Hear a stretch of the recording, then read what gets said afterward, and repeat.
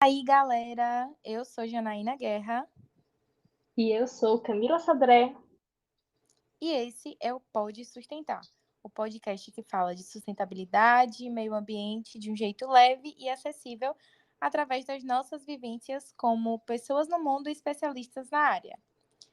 E hoje, tirem as construções da minha praia, não Ai, consigo muito bom, respirar. amei. As meninas de mini De minha saia não saia, conseguem consegue respirar. respirar. Hoje vamos Especulação falar sobre o quê? imobiliária. Especulação imobiliária. Invasão do setor imobiliário nos paraísos baianos. Sim, vamos lá. Aguardado esse podcast, hein? Sim, a gente atrasou uma semana, mas a gente vai compensar, porque na próxima semana vai ter episódio de novo, pra gente manter o cronograma. Muito bom. Vamos lá. Primeiro, aqui a gente está considerando paraísos baianos, o litoral da Bahia inteiro, né? Então, Bahia é linda, tem muitos lugares lindos para a gente Sim. conhecer, agradecer e usufruir deles. Que inclusive são, assim, o pessoal do Sudeste critica os baianos, mas quando dá umas férias, vai fazer uma viagem, vem aqui, entendeu? Para nossas praias maravilhosas, das Para os águas nossos deliciosas. povo acolhedor. Lugar, a Bahia entrega tudo, né? Entrega beleza natural, entrega cultura, entrega produção Comida agrícola, boa. comida Ave Maria. Não dá nem para falar. Mas, puxando esse gancho do que você falou sobre as pessoas que vêm de fora, né? Para aproveitar os paraísos baianos, é, inclusive nesse sistema imobiliário, né? Tem aqui casos de Itacaré, paraíso baiano total. Tem casos em Ilhéus, tem casos em Boipeba, que faz parte ali da prefeitura de Cairu, é uma ilha aqui da região também. Tem casos em Trancoso, né? Então, muitos lugares que iniciaram como pequenas vilas, e aí, por conta de serem lugares paradisíacos, que atraem muitos turistas, né? Muita Sim. gente de outros estados, de outros países, inclusive, se torna um lugar explorado de forma muito negativa por grandes empresas imobiliárias, né, que têm interesse em construir lugares que ficam totalmente limitados a um determinado público da sociedade por conta o quê? Da especulação imobiliária, né, por conta do custo que é ter e manter lugares bonitos de morar em paraísos baianos. Aquela questão também deles elitizarem o lugar, né? Porque, por exemplo, a gente tem essa questão dessas praias e tudo, que tem muitas vezes a comunidade ribeirinha mesmo, a comunidade tradicional, e o pessoal tem ali, vive a sua cultura de uma maneira muito natural, de uma maneira simples, humilde, com muitas riquezas que para eles fazem parte do dia a dia, né? Igual a questão dessa comida típica de praia, de outros tantos recursos. E o pessoal vem de fora e transforma isso, igual você está falando, em algo precioso e começa a tratar isso de uma maneira que segrega, né? Segrega quem está lá, quem vive disso, quem tem isso de uma maneira cultural para algo que vira de valor inteiramente Comercial, né? financeiro. Exatamente. Inclusive, boa parte desses lugares, a mão de obra, né, desses locais que são construídos, dos hotéis, dos resorts, dos restaurantes caríssimos, para que as pessoas que vão morar nesses lugares e vão estar aí pagam, é a mão de obra local, né? A mão de obra dessas pessoas que estão lá e são desvalorizadas, que não tem a mesma valorização, né, de quem vem de Eu ia fora. falar também sobre isso, quando você comentou essa questão da mão de obra. Porque o pessoal coloca assim, a gente está gerando emprego aqui no local, a gente está, assim, sempre depende da perspectiva, né? sempre a gente consegue perceber o greenwashing nessas situações, assim, o marketing ali com maldade mesmo, né? De falar assim, a gente está gerando emprego, Sim, etc e tal, mas na verdade aquele lucro ele não é dividido. As pessoas as pessoas locais que estão vivendo ali, elas estão recebendo impacto ambiental, o impacto dos seus recursos que estão sendo exauridos de uma maneira que a natureza não consegue repor, tem um impacto na sua cultura, tem tantos impactos ali nas suas social também gerações em relação e exatamente. ao racismo, né? E sim, e aí em troca disso recebe ali um salário mínimo e a empresa acha que ela está fazendo uma grande revolução, sendo que o grande lucro que aquilo está gerando está indo para outros estados, está indo muitas vezes para pessoas que nem têm esse afeto com o local, sabe? Que nem valoriza o local em si, valoriza só o potencial que ele tem de gerar dinheiro. E eu acredito que é aí que causa o esvaziamento, né? Entre esse discurso bonito e a prática de verdade. Sim. E além disso tudo que a gente falou, né, por que empreendimentos imobiliários também podem ser um grande problema socioambiental nos lugares em que estão inseridos, né? Primeiro porque, geralmente, como esses lugares, eles são beira de mar, né? A gente não tem Uhum, tanto espaço para construir em áreas que sejam permitidas pela legislação para construir empreendimentos assim, que são sempre de casas luxuosas, né? Empreendimentos, né? Não são condomínios. Não priorizam só a moradia digna, priorizam diversos outros luxos, né? Então, campo de golfe, por sim, exemplo. E luxos que, particularmente, eu considero, assim, inúteis de ter em um lugar como aquele, né? Para ser bem claro, porque eu gosto de ir para aproveitar a praia. E aí, né? Mas sim. cada um não vamos entrar nesse mérito. Então, além dessa questão do espaço de construção, a gente tem a transformação do ambiente natural como um todo.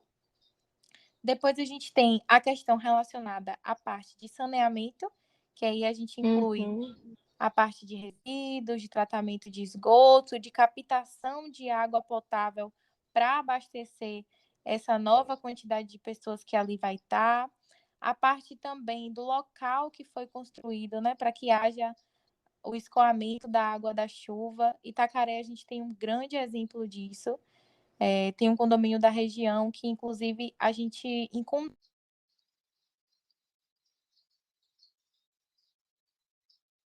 do Ministério Público, querendo justificativas, né, das condicionantes da licença ambiental desse empreendimento, do porquê que não foi cumprida, do porquê que está construindo em um local de área de preservação permanente. No episódio anterior, a gente falou sobre área de preservação permanente, né? E ainda assim, é um grande. Apesar de ter uma legislação, de ter um órgão fiscalizador, de ter um instrumento que diz que ali não deve, não pode ser construído, ainda há essa construção. E sim, assim fica, né? E aí quem é que sofre com os impactos disso? A população local, o povo originário dali, né? Que já não está sendo assegurado pelo poder público com essas condições e com o mínimo que tem ainda é afetado diretamente com isso, né? Então, é um cenário realmente assim caótico e que a gente consegue realmente dividir ali sobre a desigualdade social, né? E sobre o quanto que quem tem mais pode pagar para morar em um lugar, entre aspas, melhor, menos sofre com os danos de quem tem mais causa. sim. E trazendo também para essa questão do próprio turismo, muita gente chega lá em épocas de alta estação, causa diversos impactos, não se preocupam com a questão da qualidade ambiental do lugar, porque eles vão ali naqueles uma semana, 2 semanas e depois eles vão embora. E quem fica com aquele impacto ali são as pessoas que moram lá o ano todo, são as pessoas realmente, os povos tradicionais ali, né, originários. Então, esses povos, eles muitas vezes lutam, mas assim, é a questão do poder aquisitivo, né? Normalmente eles não conseguem ser ouvidos, não conseguem ser levados a sérios. Hoje em dia a gente sabe que dá para sim ter um desenvolvimento sustentável, ter um desenvolvimento acompanhado com a preservação ambiental, mas ainda assim se é utilizado do discurso do desenvolvimento econômico para causar impactos no meio ambiente, para não respeitar essa questão das áreas de preservação. A área costeira é uma área de preservação extremamente desrespeitada. A gente percebe, sei lá, tem cidades que nascem ali na beira da praia, e isso, inclusive, causa diversos outros impactos, né? Hoje em dia, com o aumento do nível do mar, várias das construções à beira-mar estão sendo levadas e o pessoal fica assustado, mas a gente que entende sobre.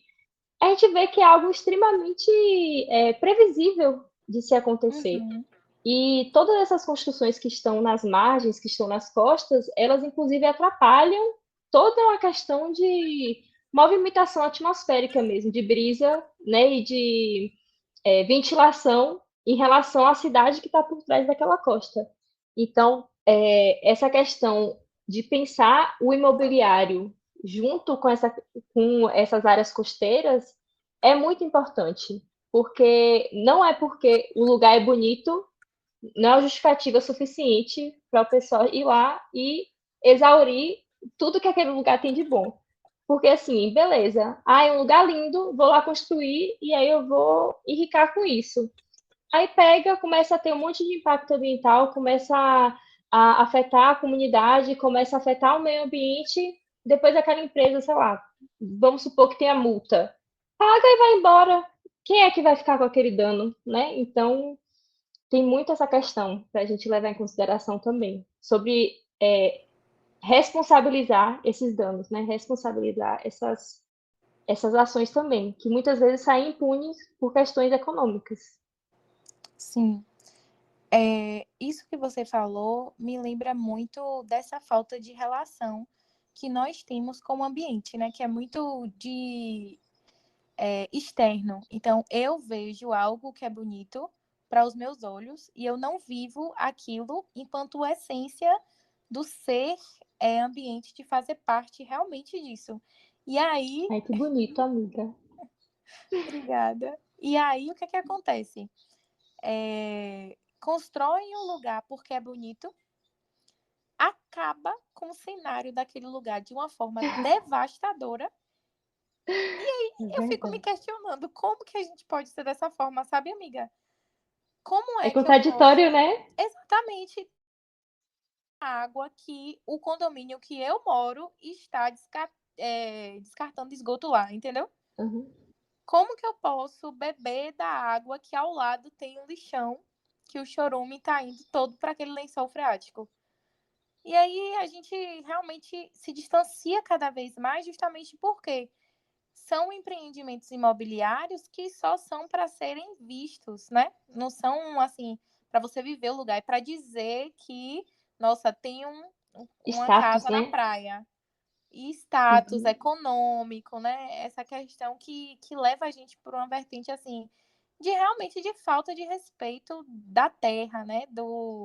Dessa coisa que para mim é meio sagrada, assim, que a gente precisa não só olhar, mas viver de fato, né? E é o que essa população que está lá faz, que come daquela terra, né? Que é a Uhum. cultura. Então, quando a gente chega nesses lugares, que você vai sentir a cultura daquele lugar, é o povo vivo dali, né? E a Uhum. cultura na questão ambiental tem que ser muito preservada também, porque é esse povo que faz a floresta ficar de pé, né? Então, Sim. é uma coisa que realmente, quando eu tô nesses lugares, eu fico me questionando, né? Aqui em Ilhéus, por exemplo. Ilhéus, a gente tem aí muitos quilômetros de orla, boa parte deles agora, inclusive, está tomado por prédios de grandes imobiliárias daqui, grandes construtoras e imobiliárias daqui da região, e o descarte de esgoto totalmente ali imprudente acontecendo, sabe? De uma maneira E a gente se descarada. banhando de uma maneira descaradíssima. Amiga, tem posto de gasolina na beira da praia. Não é em frente à praia, é na beira da praia. É tipo assim, posto de gasolina, entendeu? Como que é É. permitido? Como que isso aconteceu? E eu sempre volto para esse questionamento, né? Tipo assim, como que isso está acontecendo? Não tem lei, não tem órgão que fiscaliza, sabe? Qual o papel do poder público sobre isso tudo, né? E aí entra um Sim, instrumento de política, de controle do crescimento urbano, que são os planos diretores, né? O Estatuto da Cidade, que é uma lei nacional aí de 2001, a Lei 10.257, que vai estabelecer diretrizes gerais, né, das políticas urbanas. E é um instrumento totalmente assim importante, porque vai direcionar realmente, falando de forma bem clara, ó, aqui é a área comercial, aqui é a área industrial. Aqui é a área, pessoal, que não pode mexer, porque é a área de preservação ambiental. preservação. Uhum, E aí, o que que acontece? Eu não lembro exatamente quem foi, mas na época que estava tendo a reformulação do plano diretor de Vitória da Conquista, que a gente participou de algumas audiências públicas, eu ouvi um comentário na época falando assim, que o plano diretor, ele é muito a cara do prefeito, né? Ele é um instrumento tão uhum, político que o prefeito ali, quando está na gestão, faz a reformulação para deixar de acordo com os interesses políticos mesmo. Então, acaba que um instrumento que era para defender o direito de moradia digna do povo, defender o direito das áreas de preservação ali na função que elas precisam existir, acaba se tornando político, econômico, para esse discurso que você falou, né, do desenvolvimento econômico, do crescimento regional, dessa coisa uhum. que a gente tem percebido em diversas cidades brasileiras, o quanto que não é mais desse jeito que a gente tem que pensar. O pessoal fantasia muito essa ideia que o desenvolvimento econômico salva tudo, mas aí, por exemplo, vem uma pandemia e mostra que sem a qualidade ambiental, sem a questão de saúde, desenvolvimento econômico não é nada.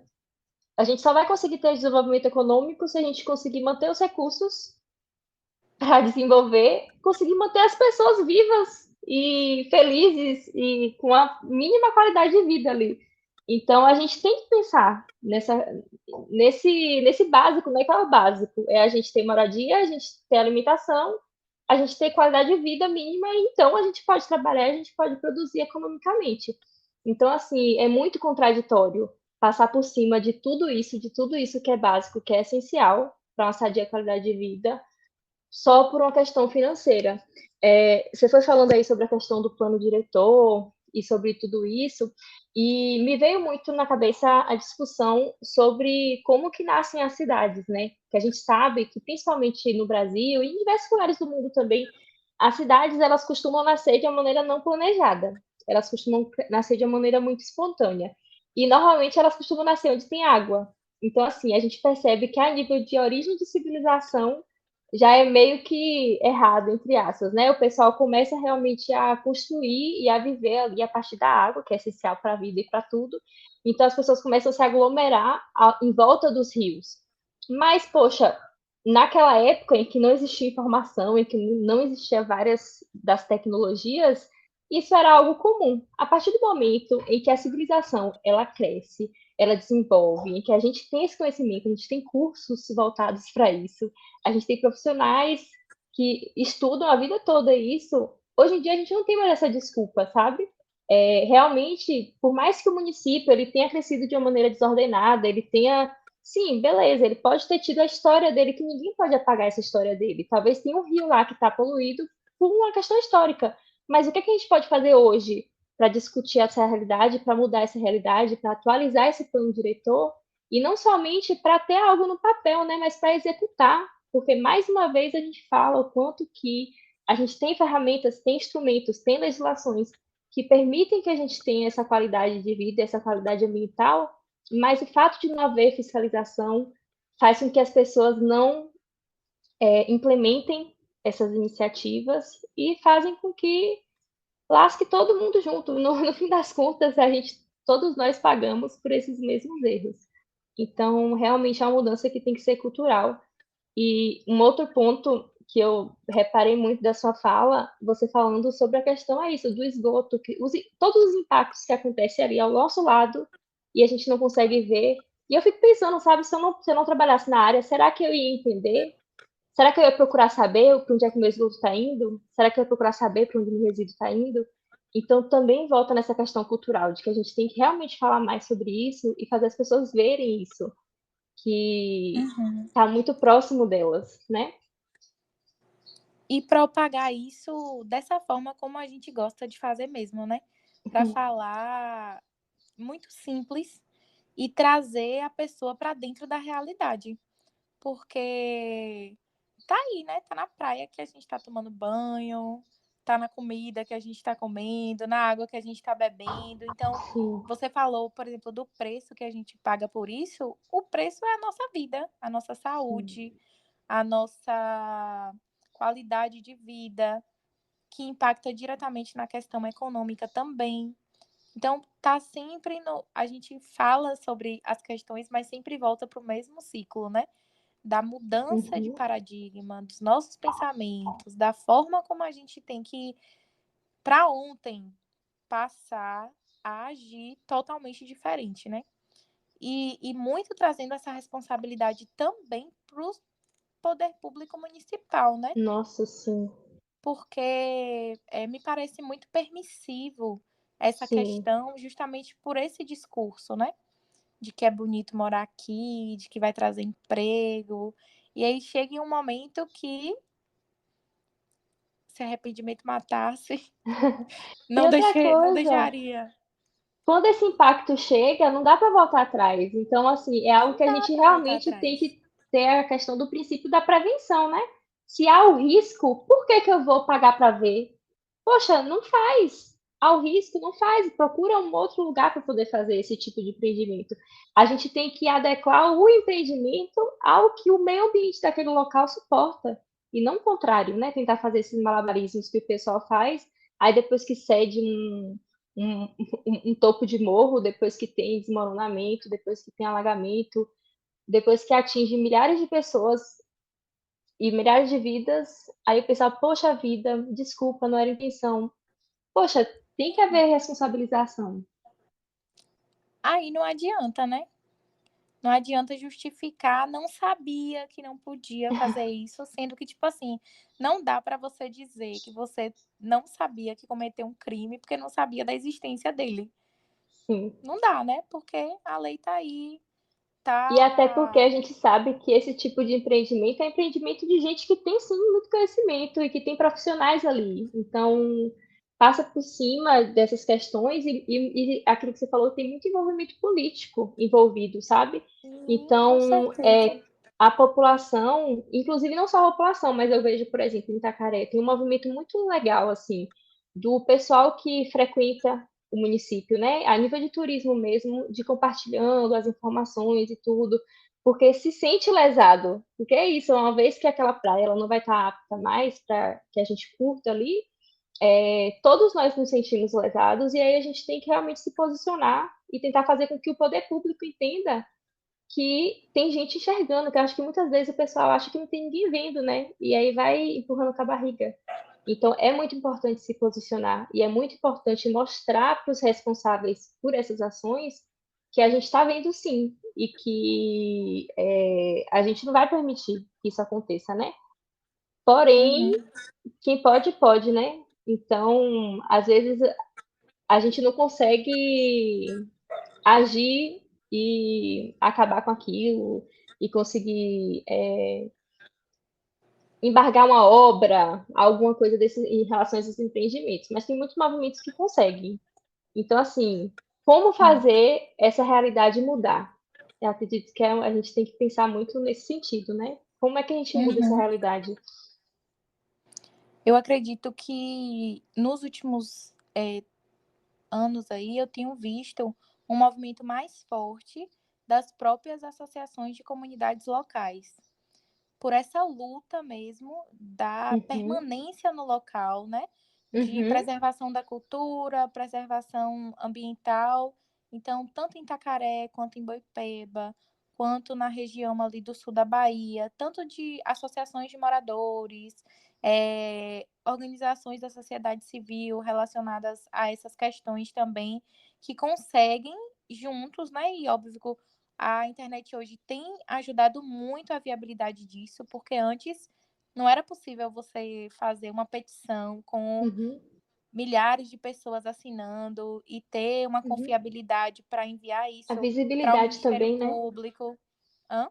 A visibilidade também. A visibilidade. Então, hoje a internet ajuda muito isso, e já que a gente tem essa ferramenta, né, que a gente potencialize isso da forma adequada. Então, acredito que as pessoas que escutam, né, o nosso podcast podem estar pensando, inclusive, em refletir sobre a responsabilidade nossa, né, enquanto, quem sabe, consumidores desse tipo de ambiente também, a responsabilidade nossa enquanto sociedade civil de cobrança dos setores de fiscalização, né, de Sim, divulgação dessas organizações, né, de procurar saber mais sobre os lugares que frequenta e como respeitar aqueles lugares também quando estiver passando por sim, ali. A gente está falando de áreas turísticas, né, da Bahia inteira, sim, para que a gente tenha lugares, continue tendo lugares para visitar por muito tempo, né? Para apreciar, para viver e não só para ficar ali na vista, de sim. longe, observando e dizendo, né, que está por lá. Fazendo também um apanhado aqui sobre essa temática que a gente trouxe aí durante o episódio, acredito muito que uma forma de juntar a solução dessas coisas com tudo que a gente conversou é realmente quando for para esses locais consumir de quem realmente é de lá. Então, por exemplo, Boa, eu vou me hospedar. Poxa, tenta ver um local que realmente, sabe, é de gente nativa, é de gente de lá. De vez de procurar esses locais super luxuosos, de gente de fora, que não tem nada. Você vê que ali, às vezes, até a estética ela é meio deslocada, sabe? Então, assim, é importante saber a origem daquele estabelecimento, né? É importante a gente procurar saber a origem das coisas, a gente procurar saber a história das coisas. Muitas das situações também a gente conversar com as pessoas que estão lá. Às vezes a gente chega num lugar, e eu vou falar assim até por mim mesma, viu? Você chega num ambiente desse e vai embora e você não conheceu ninguém de novo, você não ouviu uma história, você não procurou saber a realidade de quem vive ali. Então, eu acho também que é importante a gente, enquanto sociedade, escutar quem está ali vivendo a labuta o ano todo, e não somente em épocas comemorativas. exatamente. Então, acredito que é isso. Hablamos muito, apesar de Adorei. ser um tema, né, polêmico. Falamos verdades, nossas verdades, sobre o que a gente acredita referente a isso. Eu vou até sugerir que a gente deixe quando a gente postar nos stories lá, o link de reportagens relacionadas a esses lugares. A Deixaremos. Boipeba, que foi assim um cenário realmente muito complicado, né, que a população quilombola da região precisou lutar muito para que não fosse implementado um resort que ia, assim, ser construído em um percentual gigante da ilha, gigante mesmo, que ia simplesmente acabar com, o cenário que a ilha existe hoje, né. Itacaré também, que tem diversos empreendimentos construídos, Barra Grande, Trancoso, sul da Bahia inteiro aí. Então, apesar de ser um lugar lindo, vem sendo destruído e desabitado, né, da forma totalmente inadequada, de Sim, construções insustentáveis por diversos motivos. sim. Então, é isso. É isso, pessoal. Muito obrigada por ouvirem a gente. Continuem aí engajando, continuem se comunicando com a gente, dando ideias para novos episódios. Sigam a gente no Instagram, que é o Pode Sustentar. A gente direto faz algumas perguntinhas lá. A gente está tentando começar a engajar um pouco mais a rede social, mas é difícil, né, com a vida corrida. Então, a gente pede para vocês ajudarem a gente nessa. E deixarem comentário. A gente vai deixar uma perguntinha lá que a gente vai ainda ver aqui qual vai ser a perguntinha, mas vai estar lá no Instagram. E vocês vão lá contribuir com a gente, com a nossa discussão, porque a gente sabe que todo mundo aqui, pelo menos assim, as pessoas que convivem com a gente, é apaixonado pelas praias dos paraísos baianos Sim, e vamos continuar sendo. E a gente tem que lutar por elas. sim, é isso. Beijo! Beijo!